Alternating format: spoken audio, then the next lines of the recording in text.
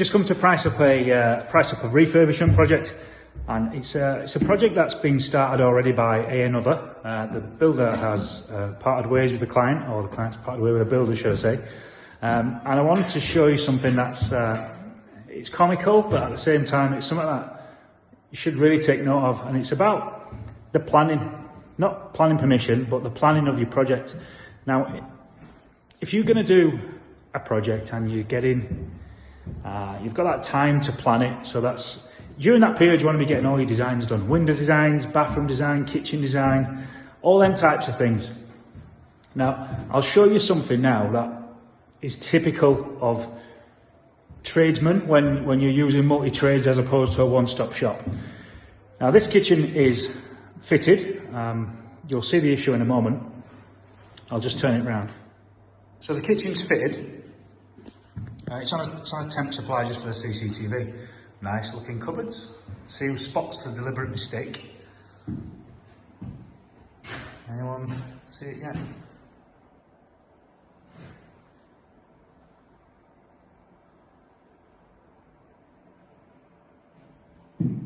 Nice kitchen. Oh shit, look at that. So, somebody, when they designed this kitchen, be the electrician that's put the socket in the wrong place, or the plumber stroke kitchen fitter that's put the sink in the wrong place. Somebody's done something wrong. But what's happened here, because the project hasn't been managed properly, is the tradesmen have just been left to crack on with it.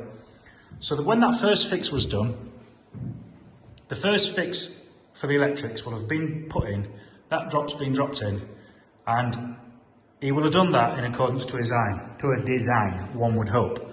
Now, if he hasn't had a design, then he should be asking the question of where do you want your sockets? To me, it looks like he's put them just equidistantly around the kitchen, starting at one end and then moving it around. Now, not only has he done that, the kitchen fitter has been in and fitted the kitchen. He's made the cutout for the sink, and I would probably guess that he hasn't told anyone. The plasterer has been in, plastered the back box in, and then the paint has been in. And still, at this point, it looks like no one said anything because it's still there. The point being, all these people see this fuck up, and they see that socket's in the wet space, and it can't be there. Yet no one's done anything about it.